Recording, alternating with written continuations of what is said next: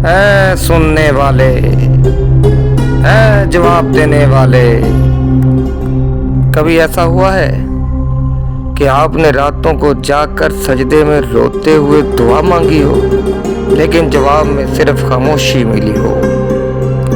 کبھی ایسا لگا ہے کہ جیسے آسمان بند ہے، کہ جیسے آپ کی آواز اللہ تک پہنچ ہی نہیں پا رہی؟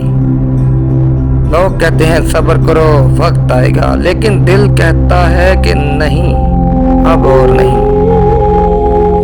آج کی ویڈیو میں آپ کو بتانے جا رہا ہوں ایک ایسا چھپا ہوا وظیفہ جو ان لوگوں کے لیے ہے جن کی دعائیں رد ہو رہی ہیں، جن کی امیدیں ٹوٹ چکی ہیں، لیکن یہ وظیفہ ہر کسی کے لیے ہرگز نہیں ہے۔ تو سنو، یہ عمل تب کرنا ہے جب آپ واقعی مایوس ہو چکے ہو۔ یہ وظیفہ صرف عشاء کی نماز کے بعد کیا جانا چاہیے۔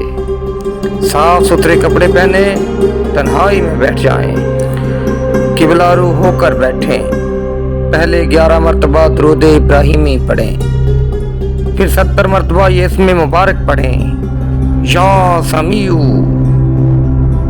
یا مجیب، اے سننے والے، اے جواب دینے والے۔ پھر اس کے بعد 11 مرتبہ درود ابراہیمی پڑھیں، اور یاد رکھیں تمہارے دل میں یہ ہو کہ تم اس وقت بادشاہ رب عظیم سے مخاطب ہو، اور یاد رکھنا کہ وظیفہ کے دوران ایک لفظ بھی کسی سے کوئی بات نہیں کرنا۔ جو ہی ذہن میں کوئی دنیاوی خیال آئے تو فوراً سختی سے جھٹک کر درود ابراہیمی پڑھ کے پھر اس کے بعد وظیفے کی طرف لوٹ آنا ہے اور اپنی حاجات، اپنی دعا بادشاہ رب عظیم کے آگے رکھنا ہے۔ یاد رہے یہ عمل 7 دن کرنا ہے۔